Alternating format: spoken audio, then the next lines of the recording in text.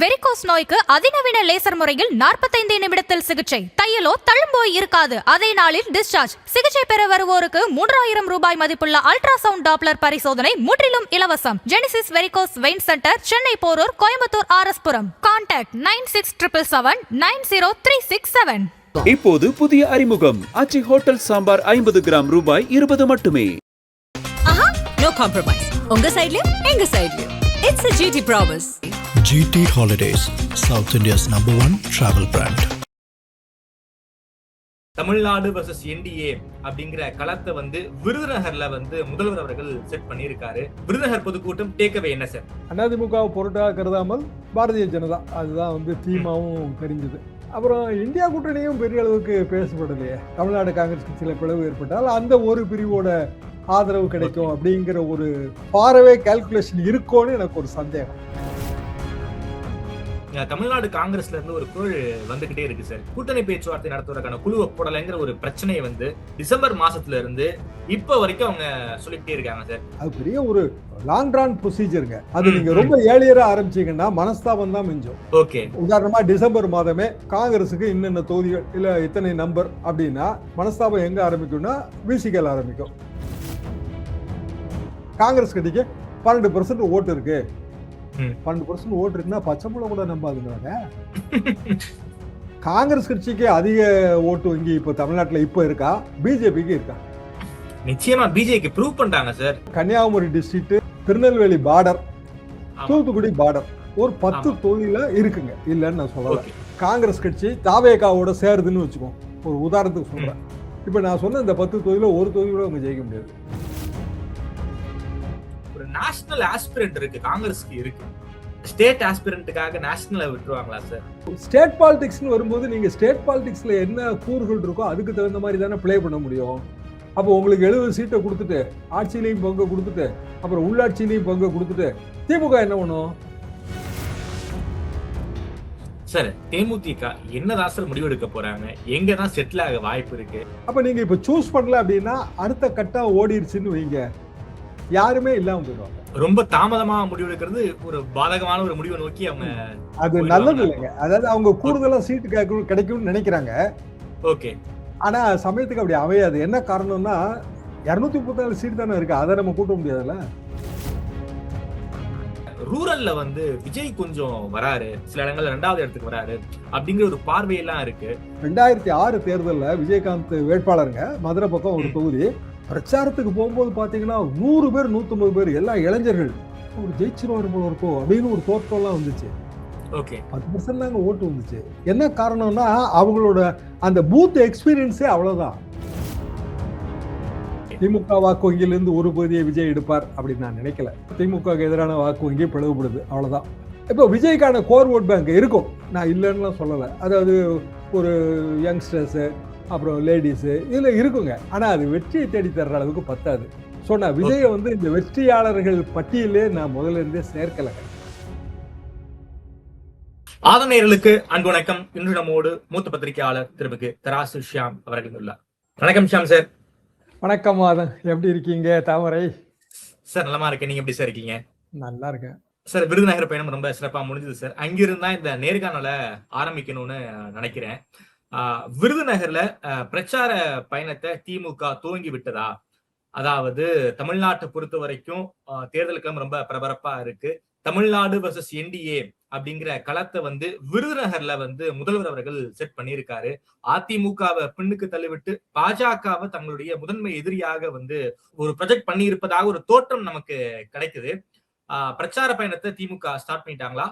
விருதுநகர் பொதுக்கூட்டம் டேக்அவே என்ன சார்? நீங்க சொல்ற சரிதான். பிரச்சார பயணம் ஸ்டார்ட் ஆயிடுச்சு, பிரச்சாரம் ஸ்டார்ட் ஆயிடுச்சு. அதிமுகவை பொருட்டாக கருதாமல் பாரதிய ஜனதா அதுதான் தீமாவும் தெரிஞ்சது, டோட்டலா தீமா தெரிஞ்சது. அப்புறம் இந்தியா கூட்டணியும் பெரிய அளவுக்கு பேசப்படலையே.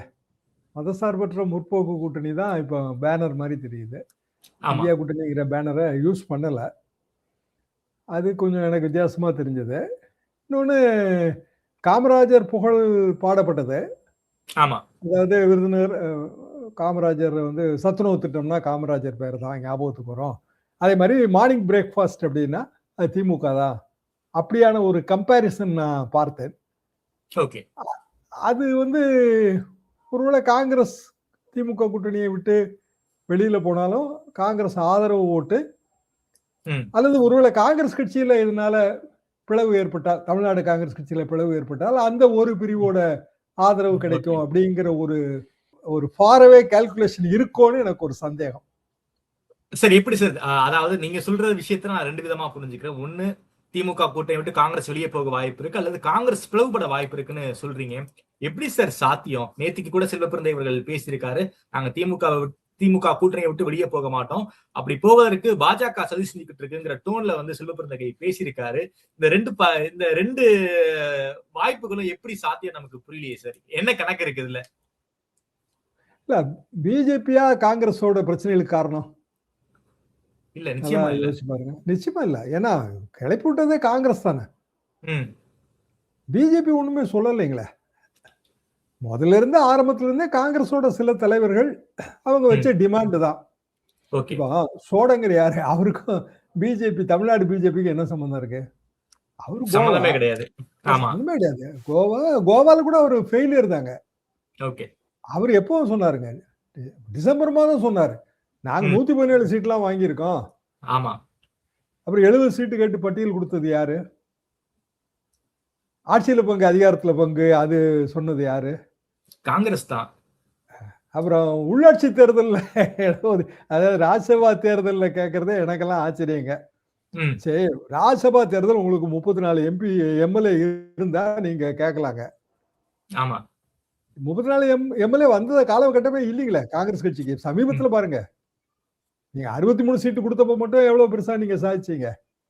5 இடங்கள்ல ஜெயிச்சாங்க சார். சொந்த பலத்துல நீங்க 34 எம்எல்ஏ ஜெயிக்கணும். ம். ராஜ்சபா எம்பின்னா அப்ப திமுக உழைச்சவங்களுக்கு எல்லாம் அது கிடையாதா ஒண்ணும்? ஏன்னா லாஸ்ட் டைம் சிதம்பரத்துக்கு கொடுத்தாங்களா சார் தமிழ்நாட்டுல இருந்து? ஏங்க, சிதம்பரம் வந்து அது அந்த காலகட்டத்துல ஒரு அக்ரிமெண்ட் ஆச்சு. இப்போ கமல் கொடுத்தாங்கன்னா அது ஒரு அக்ரிமெண்ட் ஆச்சு. அக்ரிமெண்ட். ஆமா. ஆச்சு. அப்போ அதிமுக ராஜ்சபா சீட்டை பகிர்ந்து கொடுத்தா அதிமுகல ராஜ்சபாவுக்கு போகணும்னு நினைக்கிறவங்களுக்கு வாய்ப்பு இல்லை. சரி, ராஜ்சபாங்கிறது என்னங்க, நம்ம தேர்தலில் நின்று ஜெயிக்க முடியாது. ஆமா. ஆனா அதே நேரத்துல நம்மளோட சேவை கட்சிக்கும் தேவை, நாட்டுக்கும் தேவை. இதான பாயிண்ட். எஸ். அப்படின்னா அப்படியான தலைவர்கள் நிறைய பேர் அதிமுக இருப்பாங்க, திமுக இருப்பாங்கல்ல. ஆமா. அவங்கள விட்டுட்டு கொடுக்கும் போதே அங்க கட்சிக்குள்ள வந்து மனஸ்தாபம் வருதுங்க. யாரும் வெளிக்காட்டிக்கிறதுலயே தவிர மனஸ்தாபம் வருது. அப்போ இருக்கிற 4 சீட்டை எல்லா கூட்டணி கட்சிக்கும் பிரிச்சு கொடுத்துட்டு திமுக என்ன பண்ணும், இருக்கிற 2 சீட்டை கூட்டணி கட்சிக்கெல்லாம் கொடுத்துட்டு அதிமுக என்ன பண்ணும்? அதுவே அசிங்கங்க. ராஜ்சபா சீட்டு கேட்கறதே அசிங்கங்க. சார், குறிப்பா வந்து தமிழ்நாடு காங்கிரஸ்ல இருந்து ஒரு குரல் வந்துகிட்டே இருக்கு சார். கூட்டணி பேச்சுவார்த்தை நடத்துவதற்கான குழுவை போடல, கூட்டணி பேச்சுவார்த்தை நடத்துவதற்கான குழுவை போடலைங்கிற ஒரு பிரச்சனையை வந்து டிசம்பர் மாசத்துல இருந்து இப்ப வரைக்கும் அவங்க சொல்லிக்கிட்டே இருக்காங்க சார். 2016 எலெக்ஷன்ல பிப்ரவரி கடைசியில போட்டாங்க. 21 பிப்ரவரி கடைசியில தான் போட்டாங்க. எங்க கிட்ட எந்த தாமதமுமே இல்லைன்னு திமுக தரப்பு சொல்றாங்க. ஏன் கூட்டணி பேச்சுவார்த்தை குழு அமைக்கணும்னு காங்கிரஸ் வந்து விடாப்பிடியா இருக்காங்க சார்? என்ன சார் கணக்கு வச்சிருக்காங்க காங்கிரஸ்? அவங்க என்ன நினைக்கிறாங்கன்னா, முதலே வந்து சொன்னாங்கன்னா, இப்போ காங்கிரஸ் கட்சியில மாற்று குரல் இருக்குல்ல, அந்த தலைவர்கள் வேற கூட்டணிக்கு போயிடலாம், அதுக்கு முயற்சி பண்ணலாம்னு அவங்க நினைக்கிறாங்க. அடிப்படையில வந்துங்க, ஒரு குழு போட்ட உடனே முதல்ல டிசைட் பண்றது கூட்டணியில நம்பர் ஆஃப் சீட்ஸ். ஆமா. அதுக்கு பிறகு இன்னின்ன தொகுதிகள்னு அடையாளம் காண்றது. இப்போ 30 சீட்டுங்க, 30மே நீங்க ஜெயிக்க முடியாத சீட்டு, அதுல என்ன பிரயோஜனம் இருக்கு? 20 சீட்டு, 20 நீங்க ஜெயிக்கக்கூடிய சீட்டு, அது வேற இல்லையா? அப்ப கூட்டணியில் இருக்கிற எல்லா கட்சியுமே விட்டு கொடுக்க வேண்டிய கட்டாயம் வரும்ல. ஒரு தொகுதிக்கு 3 கட்சி கேட்குங்க, திமுகவும் இருக்கும் அதுல. அப்ப இது எல்லாத்தையும் அனுசரிச்சு போறதுதான் கூட்டணி பேச்சுவார்த்தை. அது பெரிய ஒரு லாங் டிரான் ப்ரொசீஜருங்க. அது நீங்க ரொம்ப ஏழியரா ஆரம்பிச்சீங்கன்னா மனஸ்தாபம் தான் மிஞ்சும். உதாரணமா டிசம்பர் மாதமே காங்கிரஸுக்கு இன்னென்ன தொகுதிகள் இல்ல இத்தனை நம்பர் அப்படின்னா மனஸ்தாபம் எங்க ஆரம்பிக்கும்னா விசிகல் ஆரம்பிக்கும். ஆமா, நாங்களும் அங்கதானே கேட்டுட்டு இருக்கோம்னு நினைப்பாங்க. திமுக ஆரம்பிக்கும். திமுகக்குள்ளேயே வந்து அந்த தொகுதியை விரும்புறவங்க இருப்பாங்கல்ல சார். ஒண்ணும் இல்ல சார், அறந்தாங்கி தொகுதி கடந்த 2 முறையாக காங்கிரஸ் ஜெயிச்சுக்கிட்டு இருக்காங்க.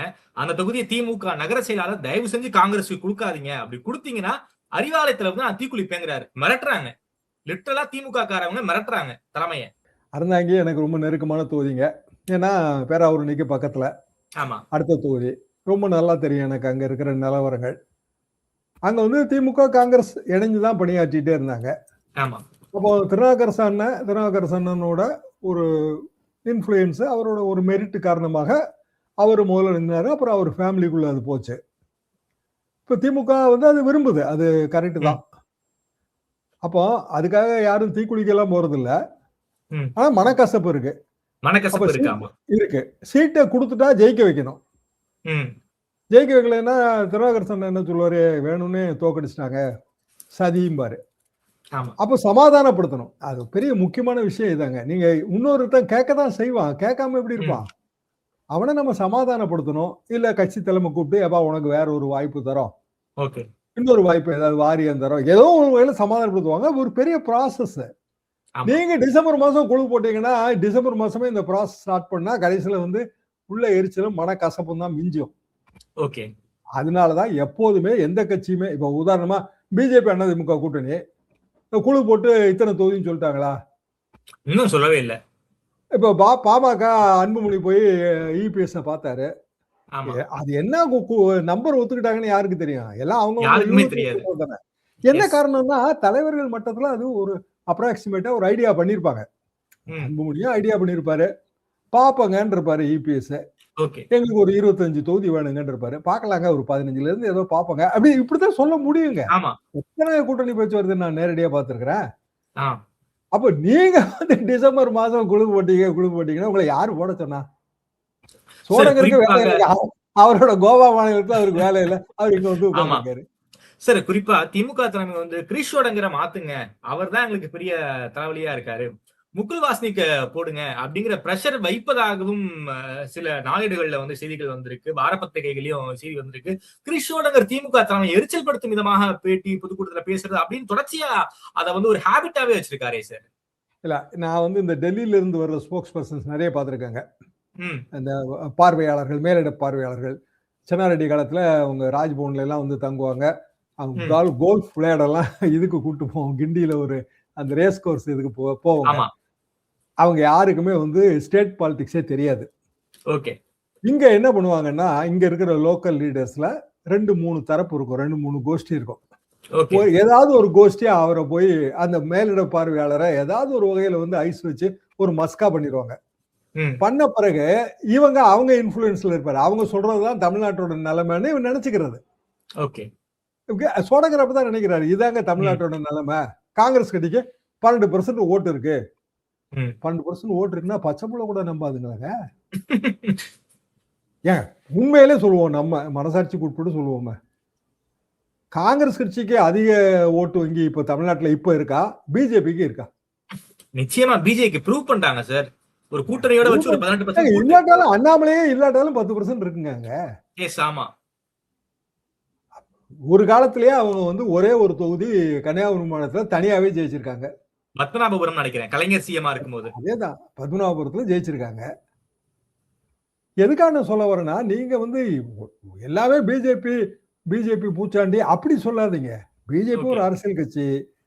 தமிழ்நாட்டுல அவங்களுக்கு மாற்று கருத்து இருக்கு, வட இந்தியால பல பகுதியில செல்வாக்கு இருக்கு.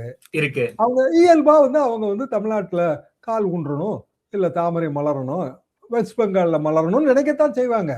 சார் அந்த ஆஸ்பிரேஷனோட பிஜேபி இருக்காங்க சார், வேலையும் பாக்குறாங்க சார், வேலை பார்க்காங்க.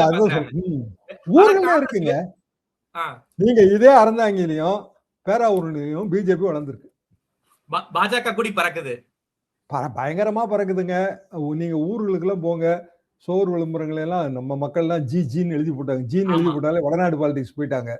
முத்துக்கருப்பன் ஜி, கருப்பு முருகானந்தம், கருப்பு முருகானந்தமாவது பாப்புலருங்க. கருப்பு முருகானந்தம் பேராவூர்ல நிக்கணும்னு நினைக்கிறாரு. அப்புறம் நம்ம ஆளுங்க Muthukaruppan G, Sadaiyandi G, Muniyandi G, எல்லா பேருக்கும் பின்னாடி ஜியை போட்டாச்சு.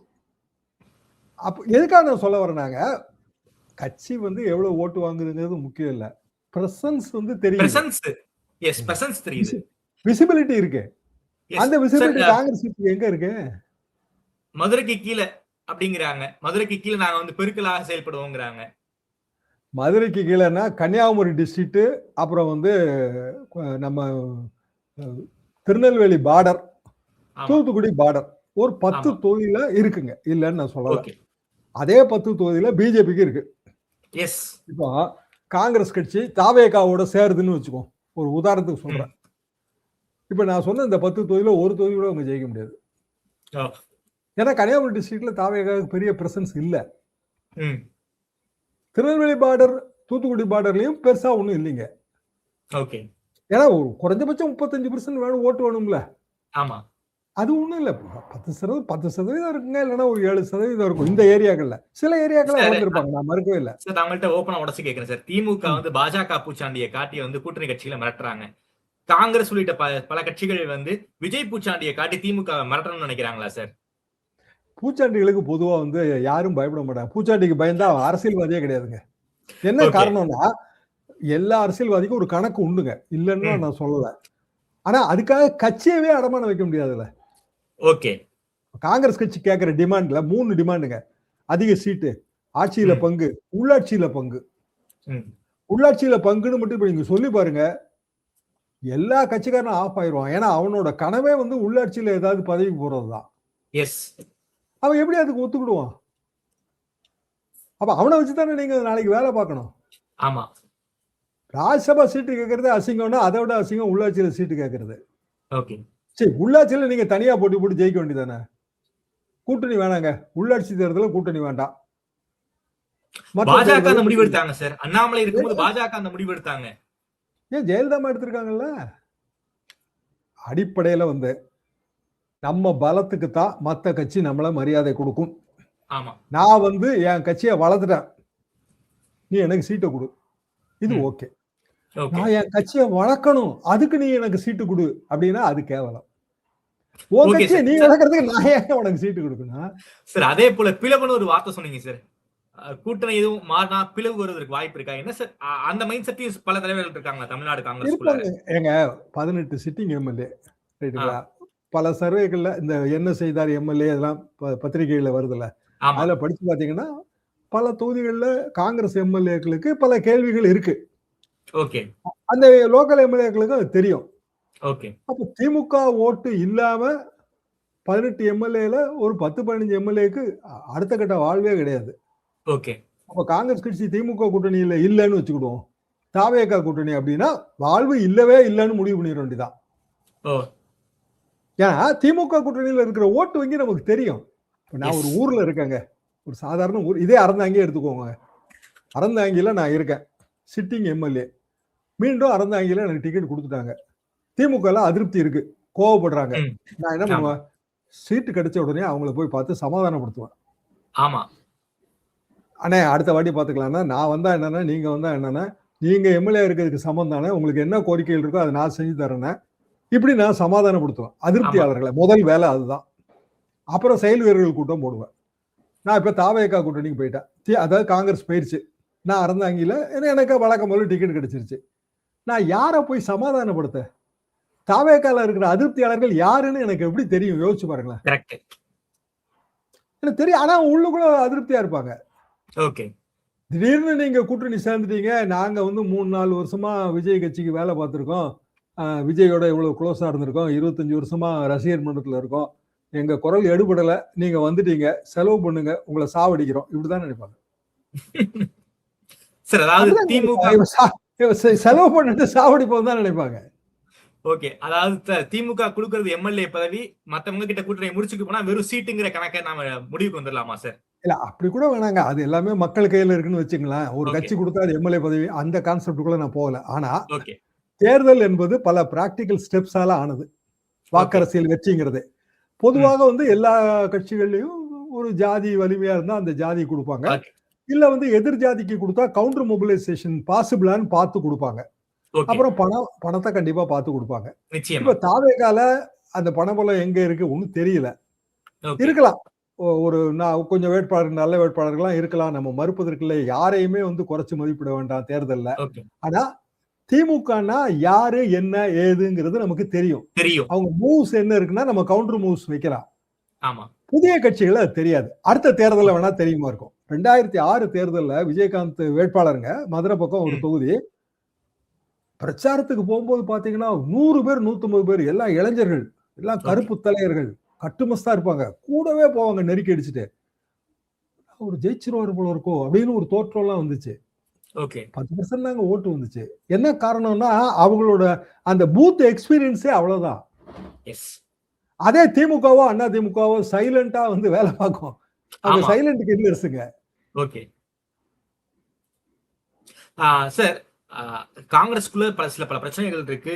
சீக்கிரமா வந்து கூட்டணி பேச்சுவார்த்தை நடத்தணுங்கிற பிரஷர் வந்து திமுகவுக்கு போட்டுக்கிட்டே இருக்காங்க.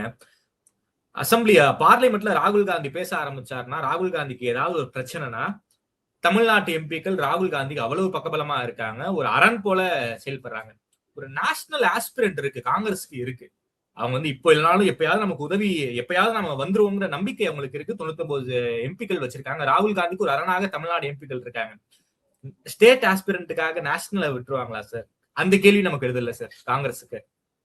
அதாவது எப்பமாவது வந்துருவோங்கிற நம்பிக்கை தானே. அப்ப ஸ்டேட்ல வந்து வளர்க்கணும்னு நினைக்கிறது தப்புன்னு எப்படி சொல்ல முடியும்? நான் என்ன சொல்றேன்னா, உங்க கட்சியை நீங்க வளர்க்கணும், கரெக்டுங்க. 67ல நாங்க வந்து ஆஸ் அ ஸ்டூடெண்ட் காங்கிரஸ் எதிர்ப்பாளர்கள். காங்கிரஸ் தேசிய கட்சியே மாநிலங்கள்ல அவங்க ஆட்சிக்கு வரக்கூடாதுன்னு நினைக்கிறவங்க நாங்க. ஆமா ஆமா, அது கதர் வேட்டியோ காவி வேட்டியோ அவங்க வந்து மந்திரியா இருக்கக்கூடாது. நாங்க மந்திரியா இருக்கிறதுக்கு நீங்க உதவி செய்யணும், இவ்வளவுதான் பாயிண்ட். நீங்க மந்திரியா இருக்கிறதுக்கு நாங்க உங்களுக்கு டெல்லியில உதவி செய்வோம். ஓகே, ரொம்ப சிம்பிளா சொன்னா அதுதான் வந்து மத்தியில் கூட்டாட்சி, மாநிலத்தில் சுயாட்சி.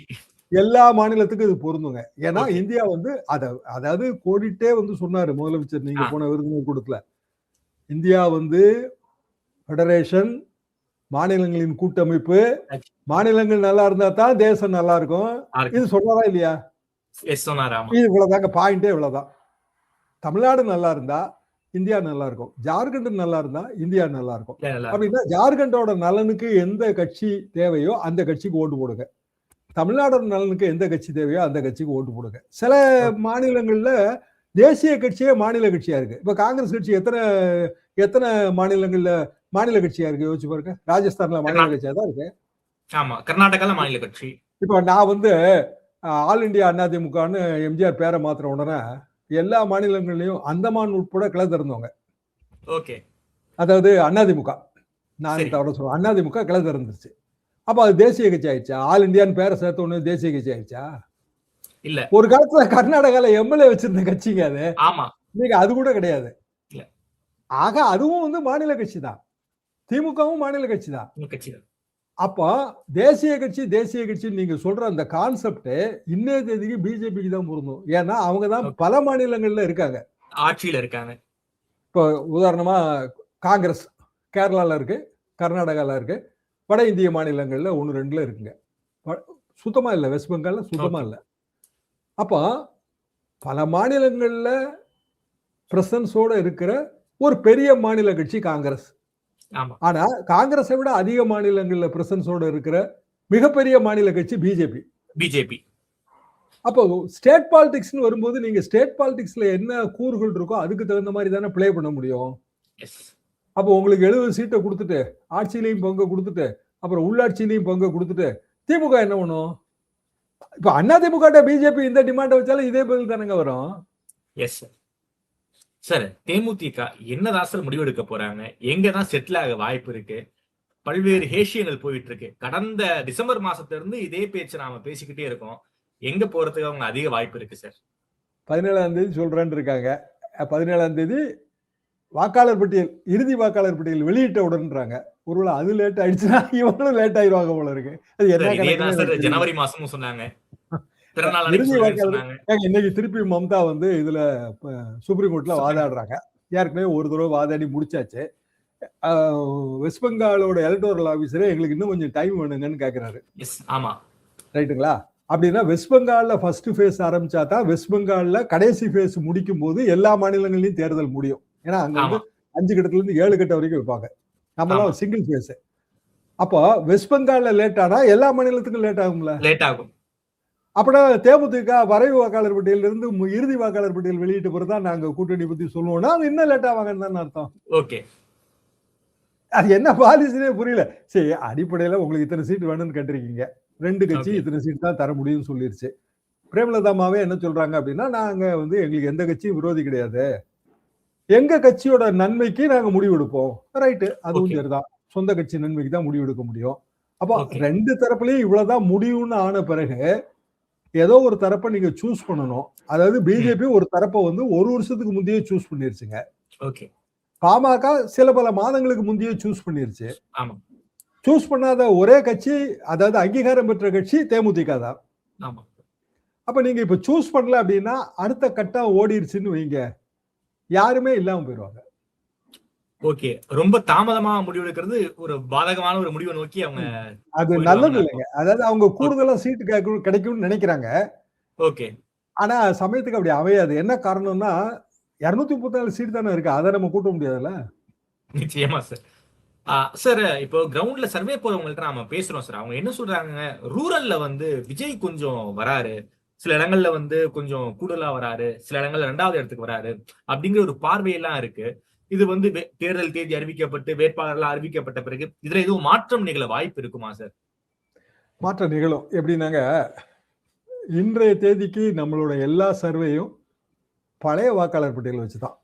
ஆமா. இன்னும் சொல்ல போனால் நிறைய சர்வேகள் குத்து மதிப்பா ஒரு ஊர்ல போய் இறங்கி பொதுமக்கள்கிட்ட ஒப்பீனியன் கேட்டு அதை தொகுத்து சொல்றாங்க.